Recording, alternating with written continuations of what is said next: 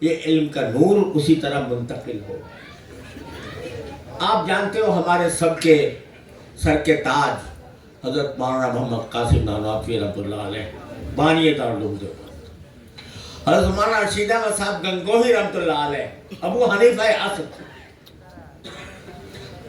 دونوں نے، اور پھر حضرت مولانا اشرف علی تھانوی رحمۃ اللہ علیہ، تینوں نے رجوع کیا حضرت حاجی امداد اللہ صاحب ماضر مکی، اور حاجی امداد اللہ صاحب ماضر مکی وہ تھے جنہوں نے درس علم بھی پورا نہیں کیا۔ اب ایک مولانا نانواتوی جیسا انسان کہ جس کے علم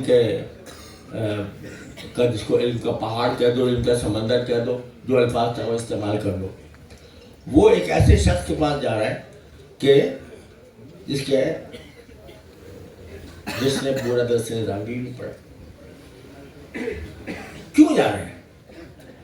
اس لیے کہ علم کا ظاہر تو حاصل ہو گیا تھا، لیکن باطن جس کے ذریعے دل سے تکبر مٹ جائے، حب جاہ مٹ جائے، حب شہرت مٹ جائے، حب مال مٹ جائے،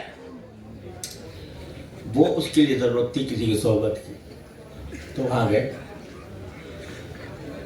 اور کسی نے پوچھا کہ حضرت آپ تو بڑے عالم ہیں، وہاں کیوں چلے گئے؟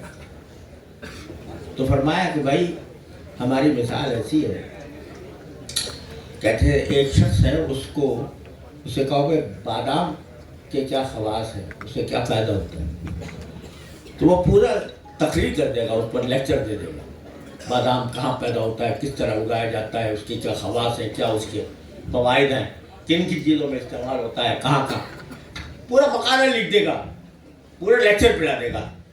پوچھو کبھی کھایا؟ کہتے کھایا تو نہیں۔ تو ہماری مثال ایسی تھی کہ ہم نے خواص ساری چیزوں کے پڑھ لیے تھے، لیکن کھایا نہیں تھا۔ حضرت حاجی صاحب رحمۃ اللہ علیہ کی خدمت میں گئے تو انہیں بادام منہ میں رکھ دیا کہ یہ ہوتا ہے۔ تو یہ صحبت اہل اللہ کی، یہ ہے جو ہر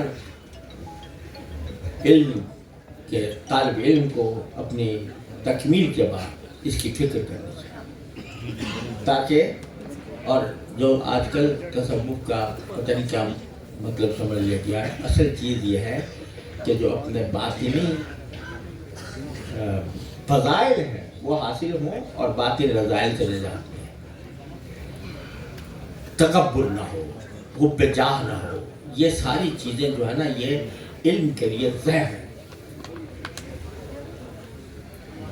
حضرت نے ایک جگہ واقعہ لکھا ہے کہ ایک شخص نے دیکھا شیطان کو کہ وہ اپنے جیسے بنجارا ہوتا ہے نا، اس کو کہتے ہیں جو اپنے کندھے پہ سامان لاد کر گلی گلی بیچتا ہے، تو اس نے بہت ساری گٹھڑیاں اپنے کندھے پہ لاتی ہوئی ہیں، کسی میں پیشاب بھرا ہوا ہے، کسی میں پخانہ بھرا ہوا ہے، کسی میں خون بھرا ہوا ہے، کسی میں پیپ بھری ہوئی ہے۔ تو کیا یہ بیچنے جا رہا ہے؟ تو اس پر کسی پہ لکھا ہوا تھا تکبر، کسی پہ لکھا ہوا تھا حب جاہ، کسی پہ لکھا ہوا تھا حب مال وغیرہ وغیرہ۔ تو کون تجھ سے خریدے گا یہ بندر؟ کہا کہ میں اپنی منڈی خوب جانتا ہوں۔ یہ تکبر کا جو گٹھڑی ہے، یہ جا کے میں دولت مند لوگوں میں تقسیم کروں گا، بہت خوشی سے لیں گے، اور یہ حب جاہ جو ہے نا یہ جا کے علماء میں تقسیم کروں گا، بڑی خوشی سے لیں گے، اعوذ باللہ العظیم۔ تو غرض یہ جب تک یہ بیماریاں دل سے نہیں نکلتی اس وقت تک علم میں برکت پیدا نہیں، علم کا نور حاصل نہیں ہوتا۔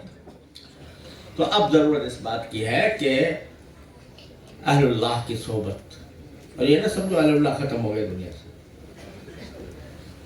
قرآن کریم میں فرمایا یا ایھا الذین آمنوا اتقوا اللہ وکونوا مع الصادقین۔